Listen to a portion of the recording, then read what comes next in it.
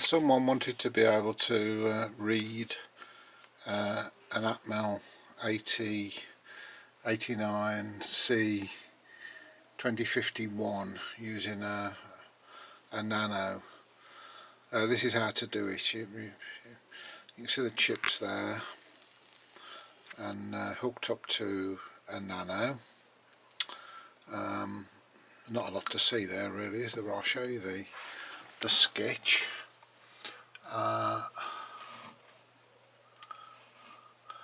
So the connection diagrams there, how to connect it up, and basically all it does is we open the serial monitor,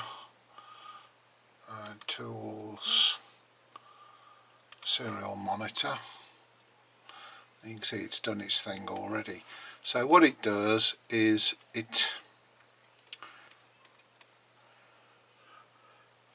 it reads the chip signature bytes, which ensures that the chip's connected up properly, and if it isn't, it tells you try again.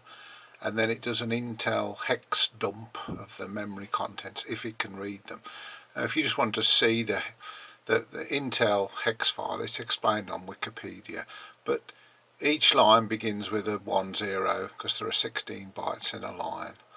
Then the next 4 bytes are the address, so it's starting at 0000, and then you've got 16 bytes, and the last one on each line is the checksum. So you can use this if you've got a programmer, of course, but if you've got a programmer you probably wouldn't want to use this, would you? But this Intel hex file is a way of there are various tools you can use that will disassemble the program and so on. You can see this chip's got a fairly short program in, and then it's got a whole load of FFFFs towards the end, and that's what the chip will have in. Either if it's empty it'll be completely full of FF all the way through, or if the lock bit has been set so that you can't read it, it'll appear to have FFs in it even though it hasn't, and in that case this program prints a message at the bottom saying chip appears to be empty or protected.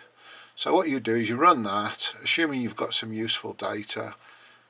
You can then cut and paste this like that into some text editor, the whole thing obviously, and then you've got an Intel hex file that you can then do whatever you want with. Okay, that's it. Thanks for watching.